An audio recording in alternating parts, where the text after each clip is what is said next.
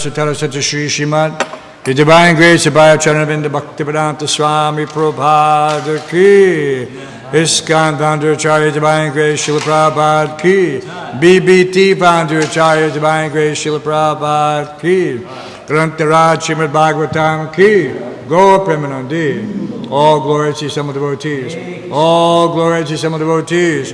All glories to some devotees. All glories to Sri Guru, Sri Gauranga, and Srila Prabhupada. We'll read a few passages from Srila Prabhupada Lilamrita, Volume 6, chapter titled Preaching to America, Part 2.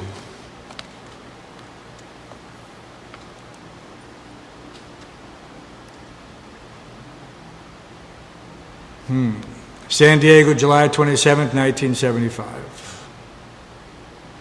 Srila Prabhupada rode down the San Diego freeway in the pre-dawn darkness on his way to San Diego to attend a festival in Balboa Park. On the way, he passed through San Clemente, where former President Richard Nixon was staying.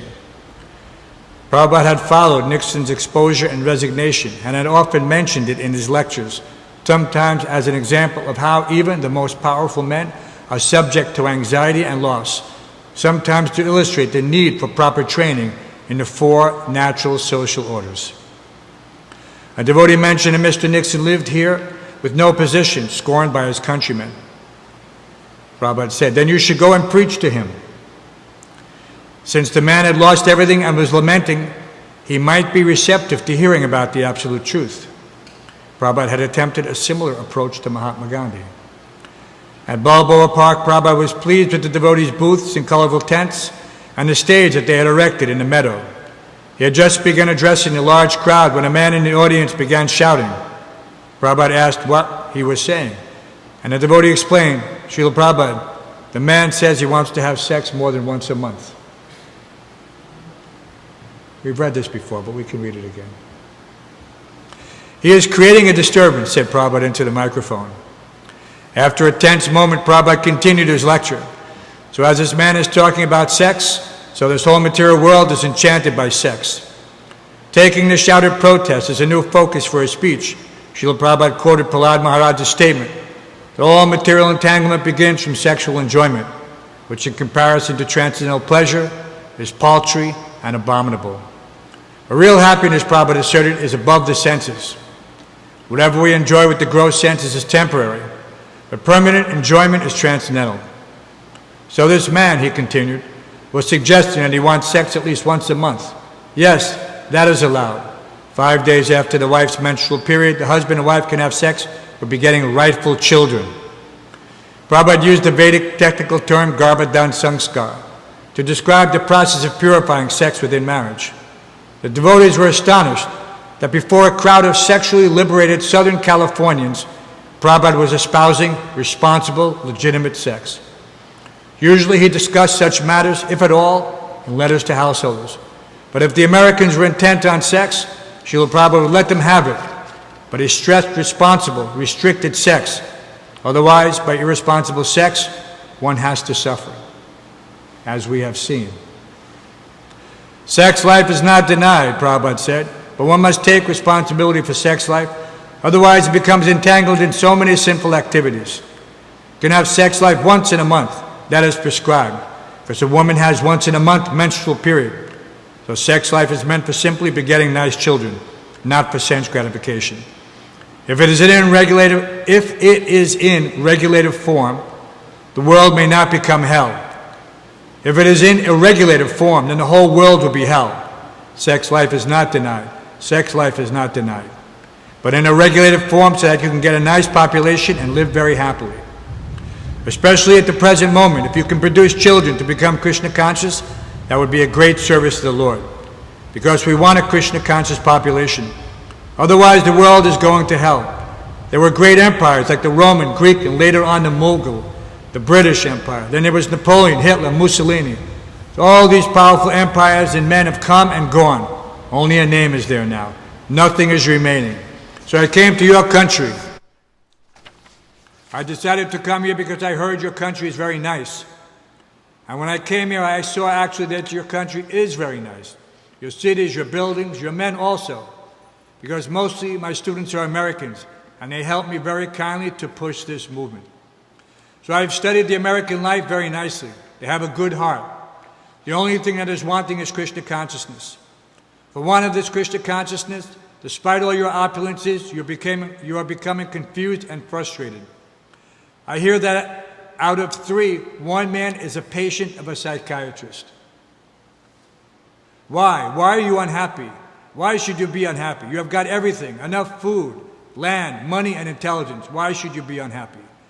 The cause of this you should try to find out. The cause is that without Krishna consciousness, without God consciousness, no one can be happy. The outdoor audience was now quiet and attentive. Prabhupada spoke for about 40 minutes, ranging over different areas of Krishna conscious philosophy, and concluded with a request to the American men and women to seriously cooperate in Krishna consciousness and thereby find happiness. His talk was greeted with cheers, and the devotees continued to host the crowd throughout the afternoon, chanting, dancing, and distributing prasadam.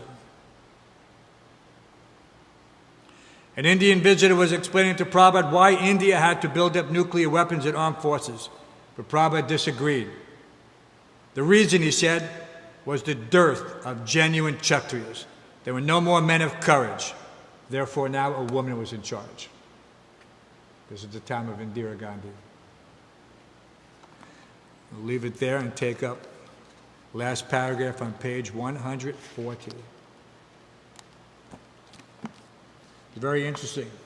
Prabhupada saying these things, 1975, and what's come to pass. Simply one generation. People again dissatisfied, but they have no direction. So only destruction. This is the definition of Varna Shankara, actual definition.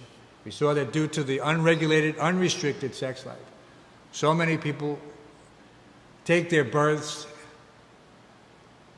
Because of that unregulation, their whole lives, the whole society becomes unregulated. And there are no strong Kshatriyas. And just see, with no strong Kshatriyas, chaos. So, of all the people, the Krishna conscious movement has the most insight. Prabhupada was willing to tell us everything. Pure devotee is Trikaligya. Means he sees past, present, future. There's not that by some extrapolation he makes some prediction based on contemporaneous or contextual circumstances. He actually sees the future. But he could not tell us everything because people could not understand. Similar to what Christ had told his disciples. There is more that I have yet to tell you, but you cannot bear it. When Prabhupada was saying that, we have not gone to the moon, so many disciples left. Early disciples. They could not accept that. They could not accept it. They even edited out this reference in his book, Easy Journey to Other Planets. Because they thought no one will accept. Very great. Of course, once Prabhupada found out, he immediately said, you have to put this back. But very, very serious situation. We have to take Srila Prabhupada's words very carefully. So instead of telling people about these things, which he was doing in the early days, he stopped and he concentrated on translating and putting everything in his books. So it is all there. That's why these are the law books for 10,000 years. Everything is there. The questions, the answers, the solutions. There have to be people to take it up seriously. Om Namo Bhagavate Vasudevaya. Om Namo Bhagavate Vasudevaya. Om Namo Bhagavate Vasudevaya. Reading from the Śhrīmad-Bhāgavatam, 1st Canto, 19th chapter, text 25. Chapter entitled The Appearance of Shukadeva Goswami. Tatra Bhavar Bhagavan Vyasaputra. Oh, is that what we're on? 25? You want to make sure.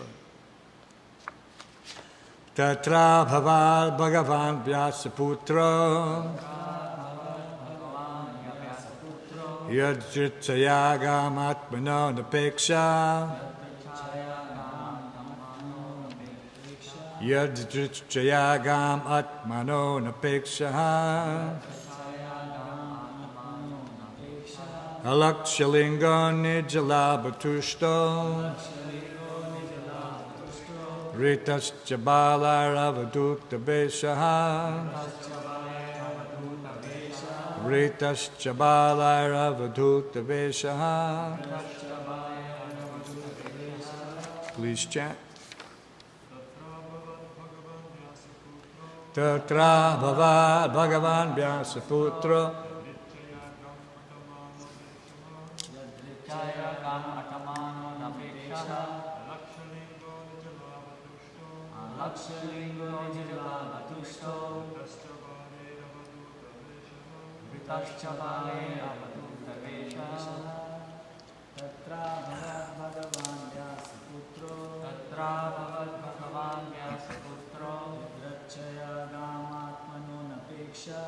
Yadjitsayagam Atmano Napeksha.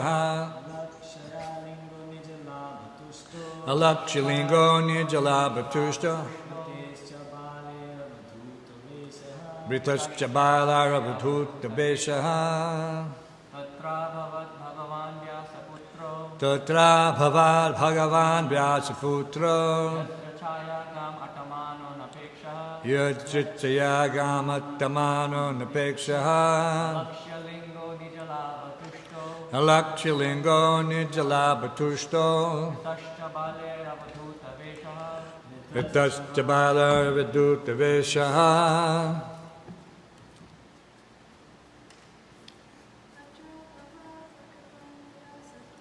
Tatra Bhavad Bhagavan Vyasaputra. Yadjitsayagam Atmano Napeksha. Alakshilingo Nijalabhatushto Vitaschabalar Havadhuta Besha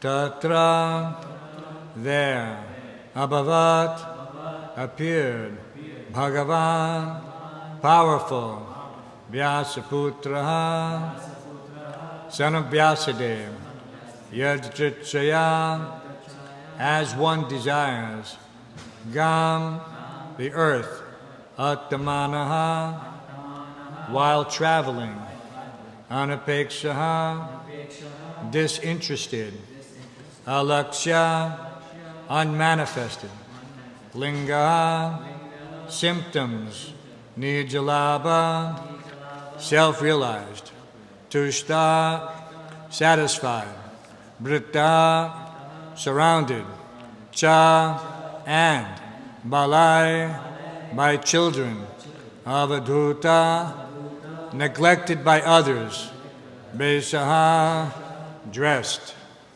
Translation and purport by His Divine Grace A.C. Bhaktivedanta Swami Prabhupada. At that moment there appeared the powerful son of Vyasadeva, who traveled over the earth, disinterested and satisfied with himself. He did not manifest any symptoms of belonging to any social order or status of life. He was surrounded with women and children, and he dressed as if others had neglected him. Please repeat. At that moment, there appeared the powerful son of Vyasadeva, who traveled over the earth, disinterested and satisfied with himself. He did not manifest any symptoms of belonging to any social order of status of life. He was surrounded with women and children, and he dressed as if others had neglected him. Purport. The word Bhagavan is sometimes used in relation with some of the great devotees of the Lord, like Shukadeva Goswami. Such liberated souls are disinterested in the affairs of this material world because they are self-satisfied by the great achievements of devotional service.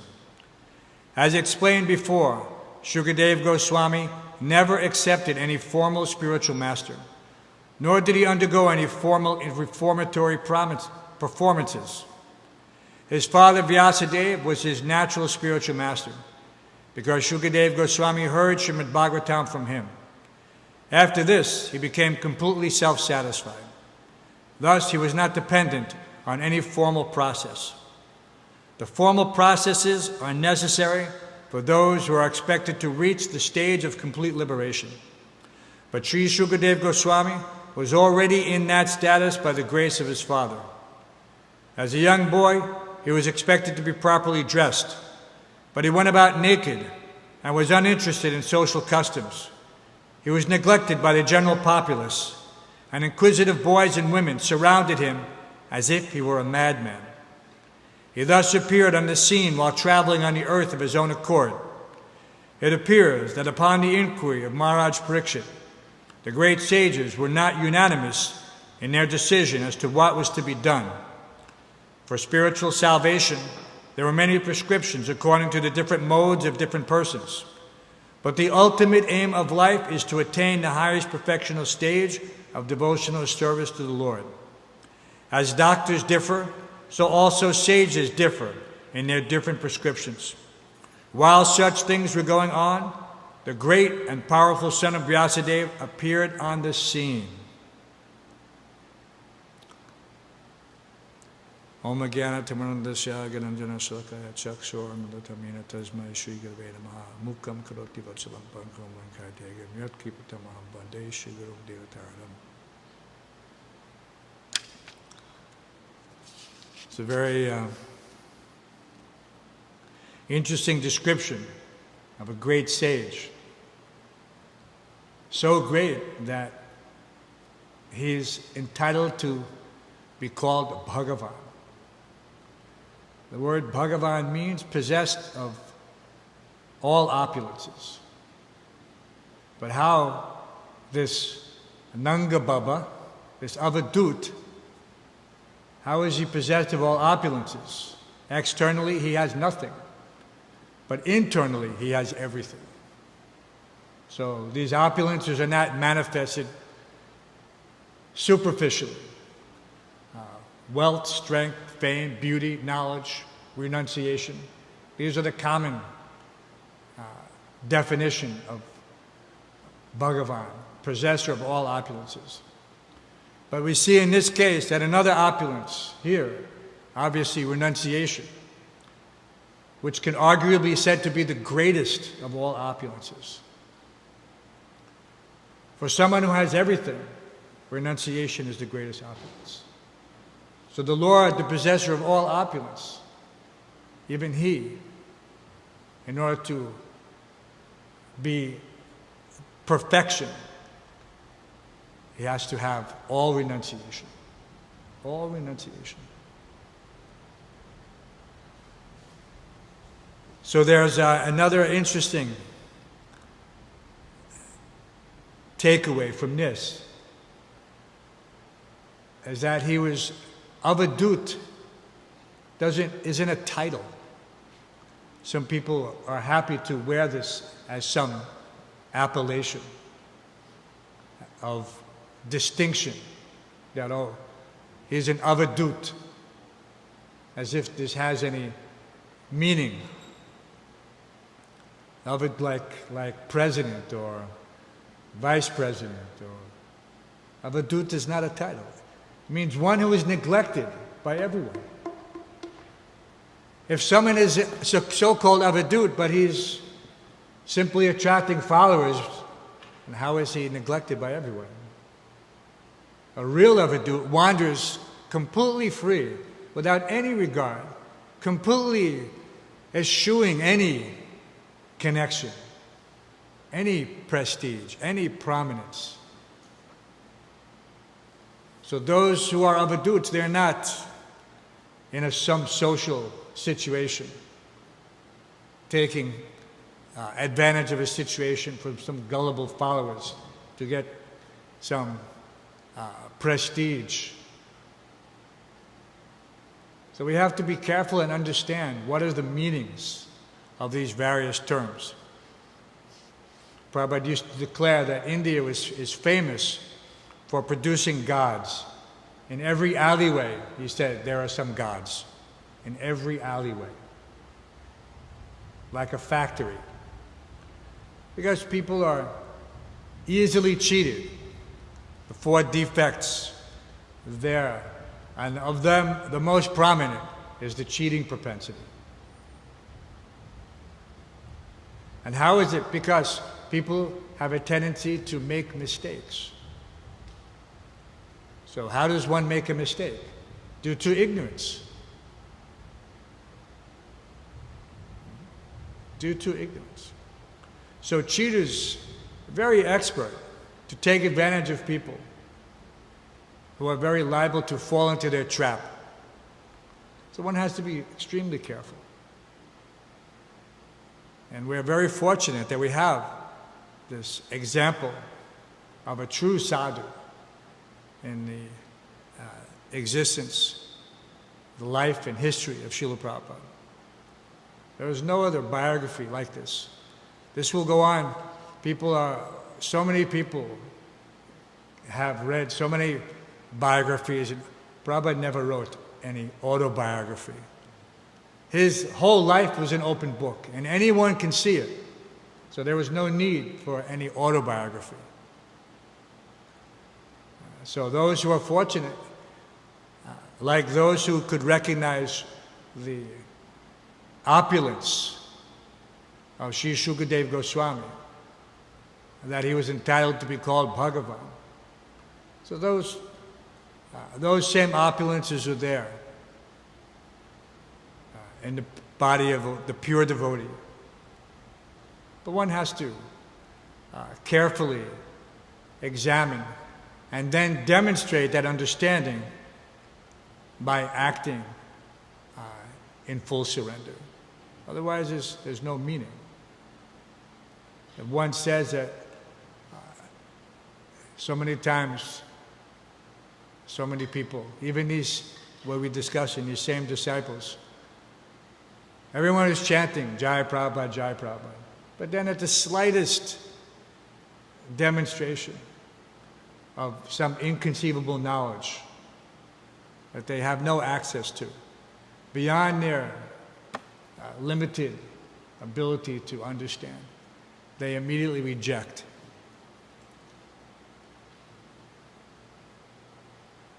So it is not just that those who cry out, Jai Prabhupada, that there's so many cheap followers. But one has to take this devotional service very seriously. But oftentimes, life is very short. Right? And as we progress in years and age, it becomes more and more obvious how important it is not to waste time. Even Shakespeare. What did Shakespeare say? Very famous line. I'm not sure from where. I read, but it's all there. In my youth I wasted time. Now doth time waste me.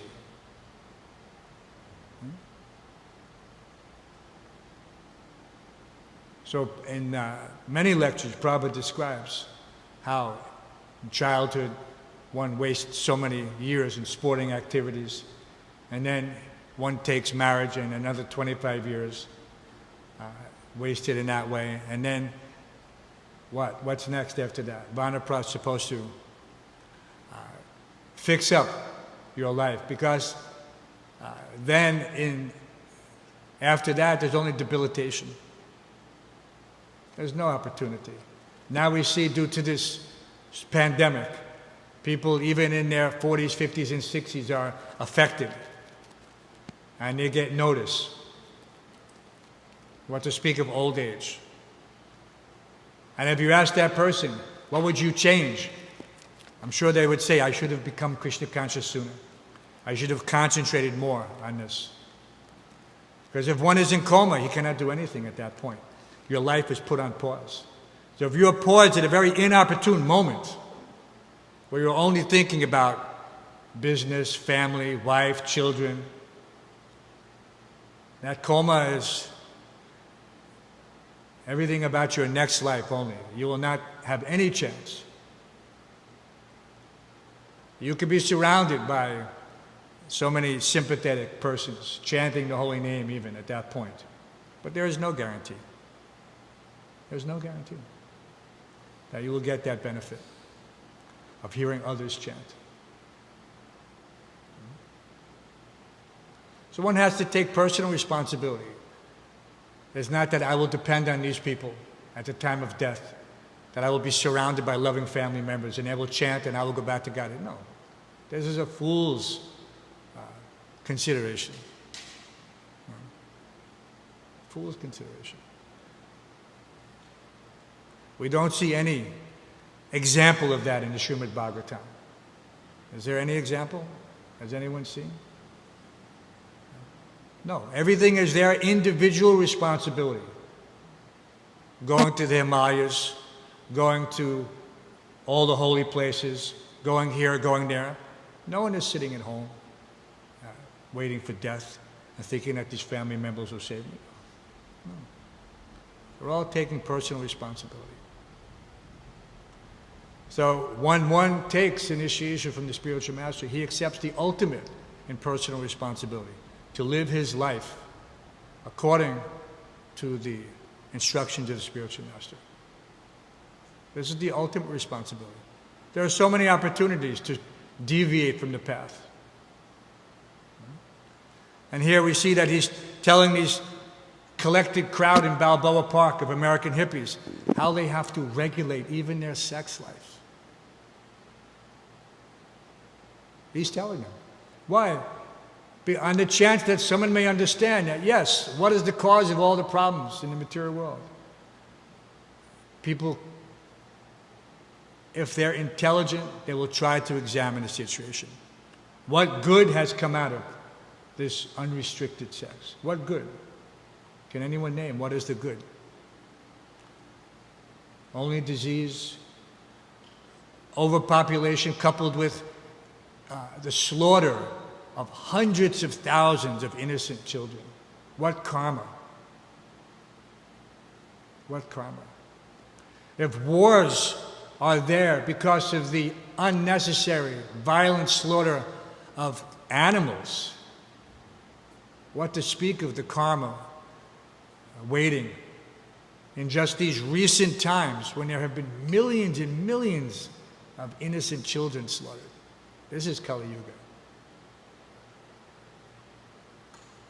But people, they try desperately to keep these two things separate. They don't want to reach that conclusion. And so therefore they avoid all religion.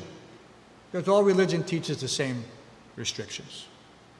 They don't want any religion. So the atheists become prominent. And everything based on just this body. Whatever is good for this body, that is all right.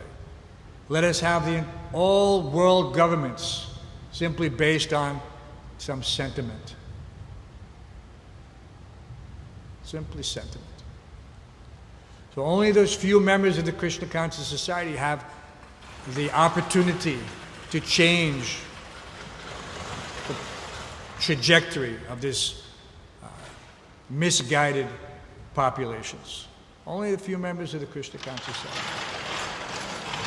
Somehow or other bring them closer to God and get them to read these books. These books will save the world. These books will actually save the world. There is nothing else. Prabhupada said, what can your 3 minutes of talking do? But if someone just reads these books, if the right person reads these books, you can change thousands of people, tens of thousands of people.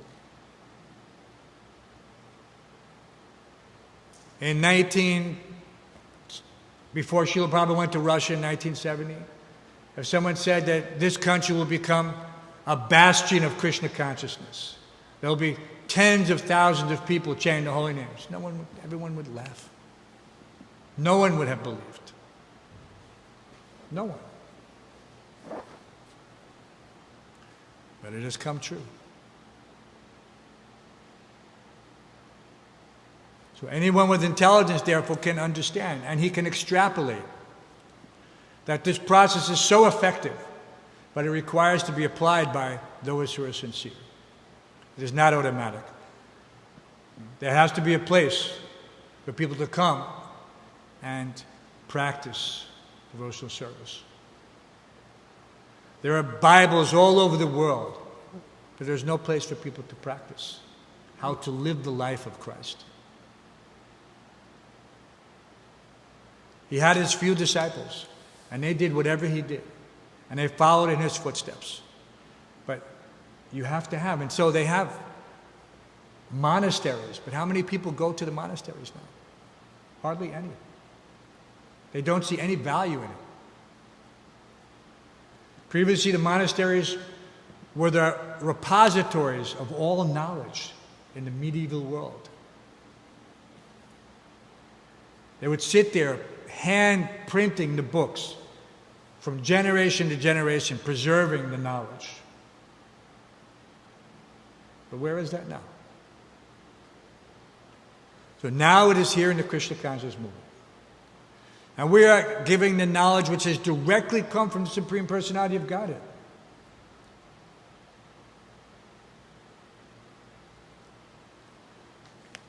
So such a great obligation and responsibility to carry on the hard work that Srila Prabhupada personally undertook after 3 heart attacks.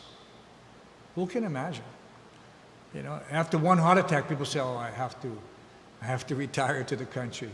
I can't do anything anymore. No. He just went deeper. Finished Śhrīmad-Bhāgavatam, finished Chaitanya Charitamrita, finished the summary study of Chaitanya Charitamrita, finished the summary study of Śrīmad-Bhāgavatam. Gave us the whole world everything they need. Everything they need, complete. When people actually study the life and work of Srila Prabhupada, they'll be amazed. They'll be amazed. But for those who are serious, it should not be taken lightly. Have to take a stand in this regard and make a center where people can come and see Krishna consciousness in action. This is the key to making new devotees. Very important. Some people want to eliminate this, but you will not have the desired result. You will not have the desired result. Have to live in the association of devotees. Cannot gather once a month or once every year. You know, it doesn't work like that.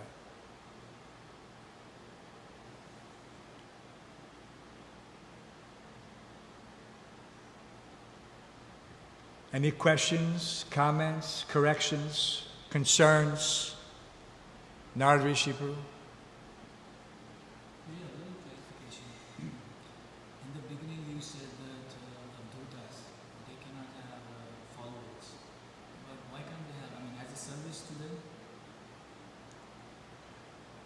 How can a person maintain avadut if he has followers coming and giving him service? He doesn't want that. So why do you want to disturb such a person? But what about the humanity? They need a person, we need a person like him. The avadut is not, avadut has a different purpose. He hasn't come to act in a capacity ordained by the Supreme Lord. In this situation, just see, he wandered. Now, what if he had his followers there and they said, no, you can't sit down and talk to Parikshit Maharaj. We have to go other places. You're an avadut. You have to remain only with us. That's not avadut. Krishna sent him there personally. He appeared on the scene because the sages themselves were not clear on what should be done. So he had a purpose. So an avadut may come for a particular purpose. But that purpose will be revealed through his activities, not by giving some artificial position and worship by others. How can he be avadut? This completely distorts the definition. You know, when Jad Bharat was pressed into service to carry the palanquin, you know, he was completely detached from external affairs, like Shukadev Goswami. He didn't care about anything. And in this way he avoided because he had a purpose. His purpose was to get through that life without any entanglement. He had already made the mistake of becoming attached to a deer.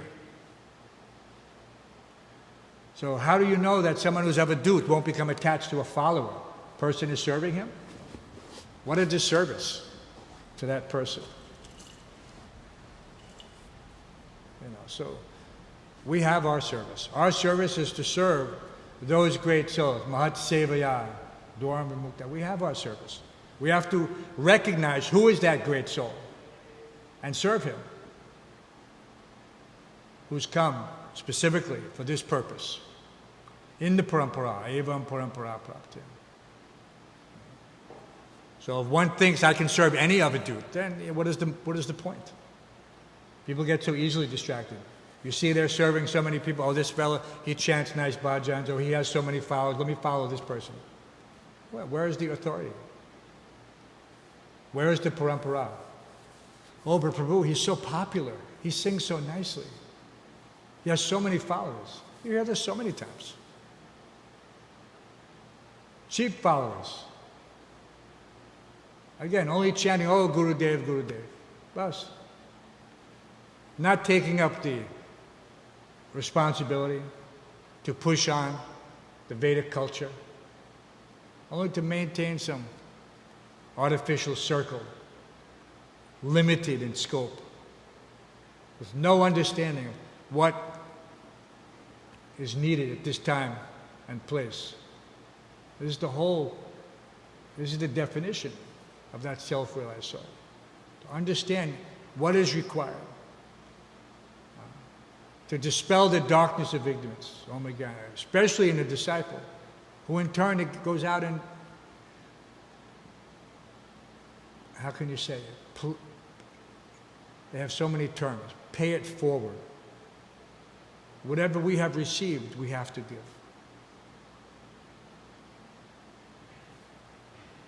So there's not a life for some idle person.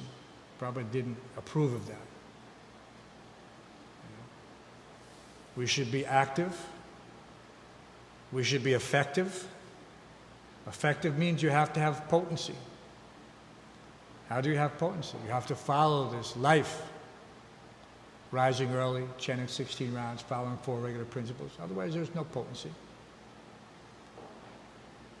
So that's why it's important.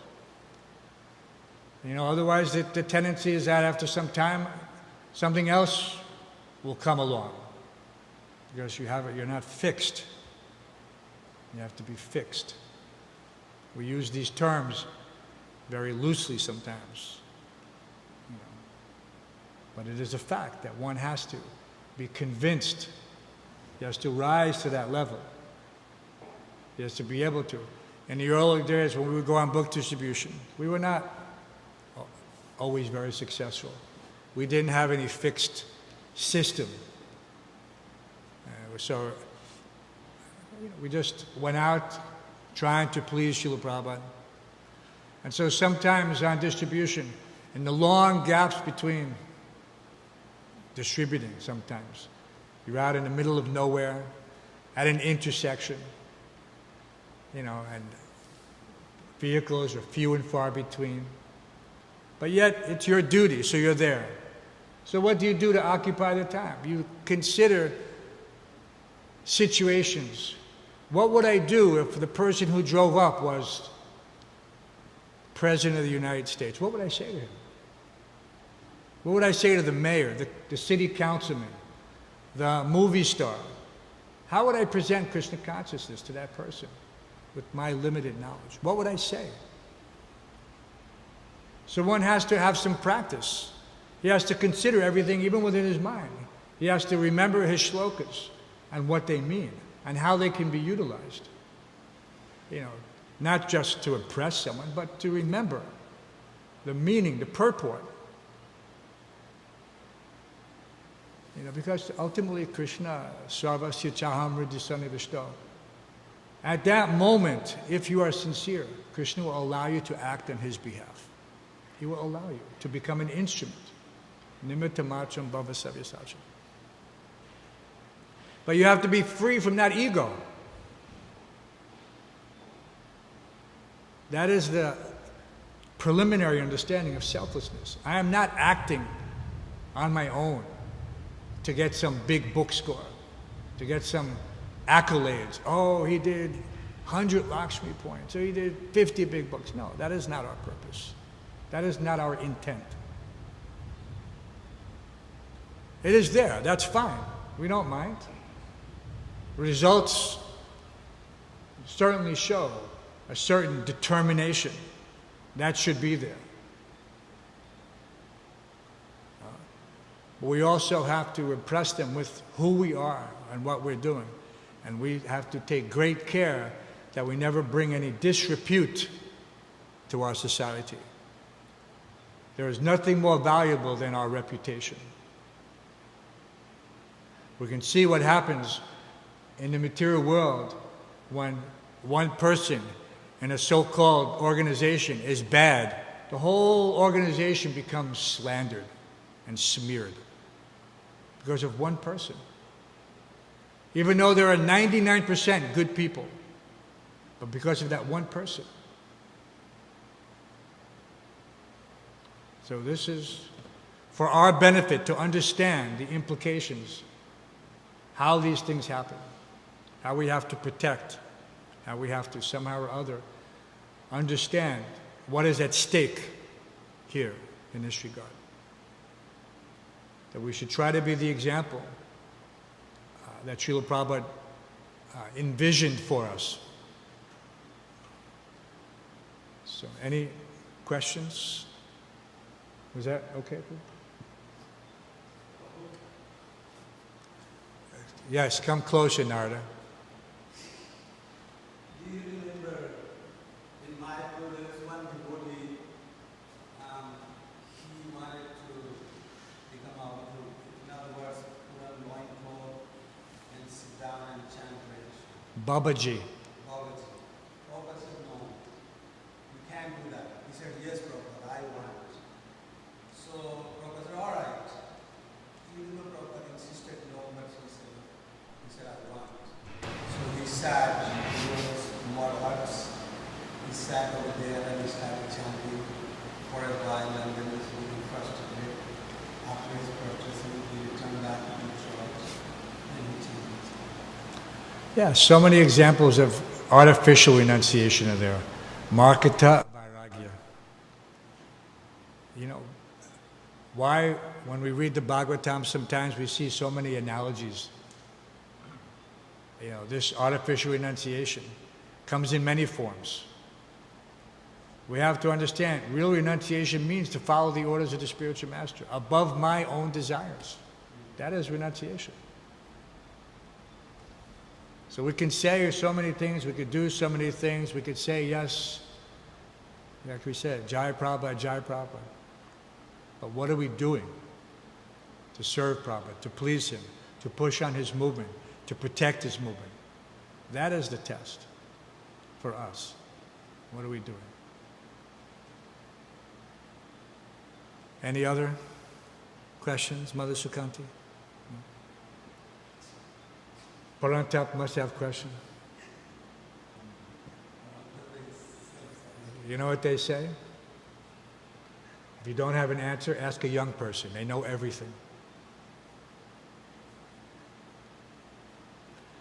Srila Prabhupada ki, Śhrīmad-Bhāgavatam ki, Sri Sri Radha Govinda Deva ki.